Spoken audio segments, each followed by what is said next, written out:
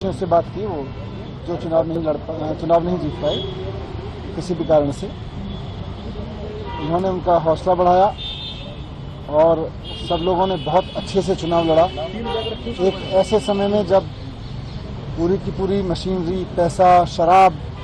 इस सब का खुला खेल चल रहा था,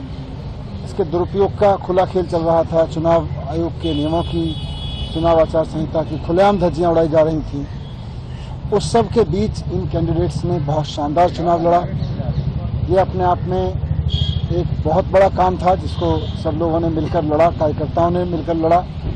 अभी अरविंद केजरीवाल जी ने सबसे बात की, सबके हौसले अभी बुलंद हैं और आगे की चर्चा की कि किस तरह से अब जिस इलाके से चुनाव लड़ा है उस इलाके में जनता की सेवा करनी है, जनता के बीच रहना है और वहाँ से जो बीजेपी के लोग जीते हैं वो भले ही लोगों के लिए काम करें ना करें, लेकिन उन्हें, हमारे कैंडिडेट्स को उनके बीच रहना है, जनता की सेवा करनी है और आने वाले समय में अपने इन कैंडिडेट्स का अनुभव पूरे देश के लिए, पार्टी के प्रसार के लिए उनकी ड्यूटी लगाई जाएगी पूरे देश में।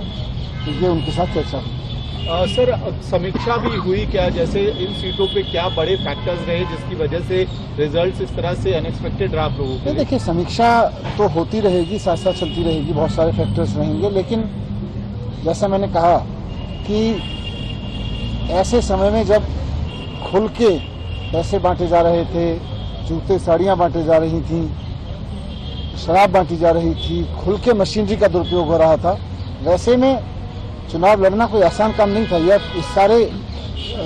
तंत्र ने इस चुनाव को जिस तरह का बना दिया था, उस सब के बीच में सब लोगों ने बहुत अच्छा चुनाव लड़ा और जो भी कारण रहे लेकिन सक्सेसफुल नहीं हुए। लेकिन अब सभी लोगों को अरविंद केजरीवाल जी ने कहा है कि जो लोग हारे हैं वो भी